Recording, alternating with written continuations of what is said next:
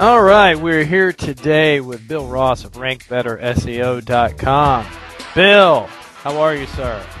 I'm doing well. How about yourself? Doing well. Bill has been in the online space for some time. Bill, why don't you tell everyone about your background? Okay. Well, I started in web design. It's been close to 10 years now that I've been doing web design. And in the past 5 or 6 years, I actually got into the marketing side of things with SEO, SEM, and things of that nature.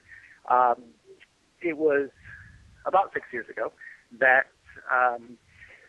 I had started working with a small SEO firm in North Carolina and realized that, you know what, this is something that I really enjoy and posed a pretty big challenge.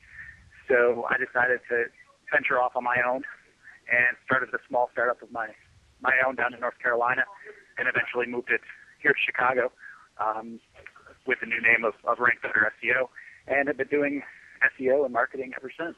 So. And how would you say, and I know you have been in the SEO space specifically for several years now, which, you know, in web speak is since ancient times, but how would you say that SEO has evolved in the time that you've been involved with it?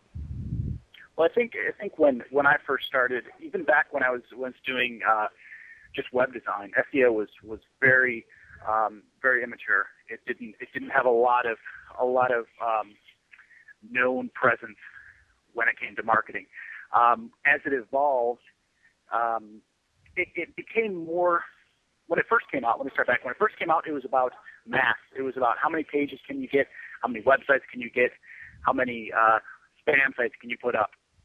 It's evolved from that to a more personal level, to a more detail-focused level. You can't just throw up a site and expect it to rank.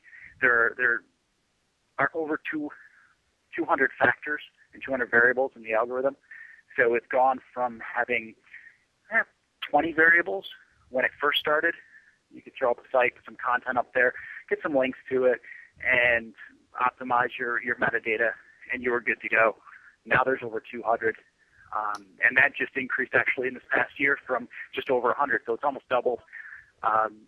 So it's really evolved into a more personalized, into a more detail-oriented space where the details are what matter. The anchor text on an incoming link is what matters. Whether it's followed or no followed is what matters.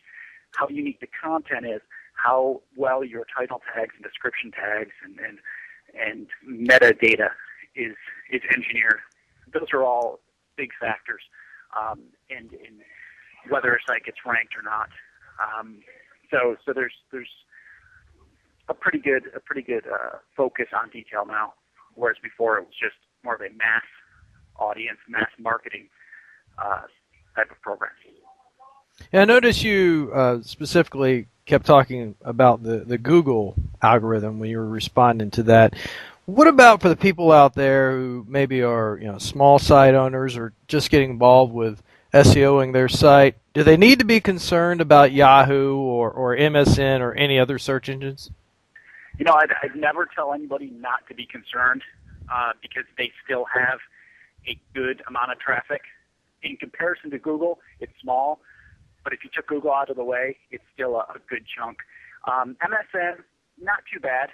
I think that there's some benefit in it. I think it targets a different searcher.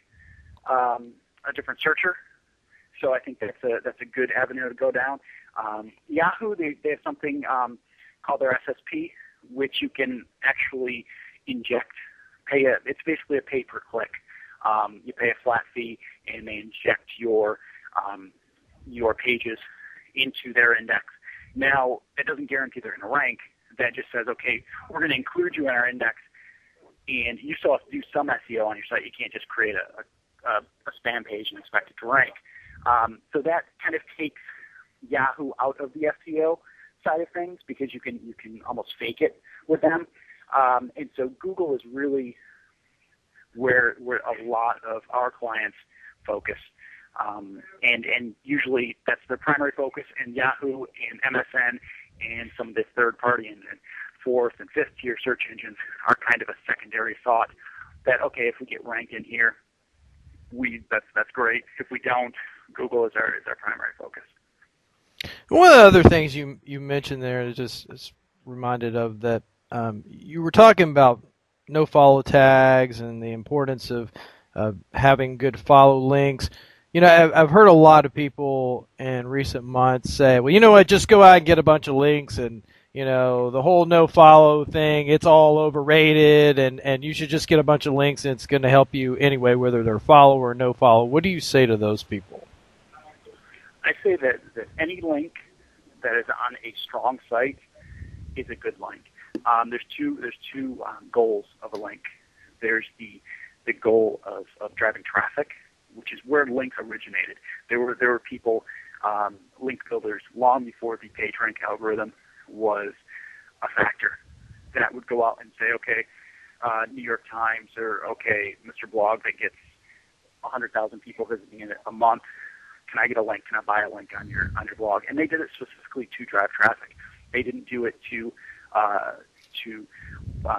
work inside the Google algorithm. So there's that route where it's strictly a traffic buying. So no follow.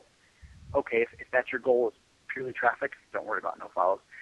If your goal is to build relevancy and importance in the search engines, then I'd say, okay, now you have to look at the positive things about a site, look at the variables of that site and what that site has, and make sure it's a good site. And by good site, I mean it's trusted, I mean the link graph for that site is good. It doesn't have a lot of spam. It's not just in a network of sites that are all just linked together, or link farms, or whatever the case may be. You really want to focus on that. So I guess there's two avenues to go. Most people today are focused on that page rank, focused on the relevancy, focused on the importance side of the link. So I guess it really comes down to what your goals are when buying a link, or when soliciting a link, or when trying to get a link.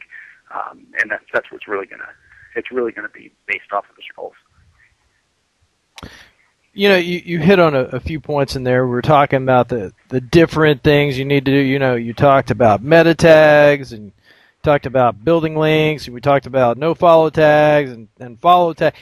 But if you were trying to isolate the 5 most important factors in optimizing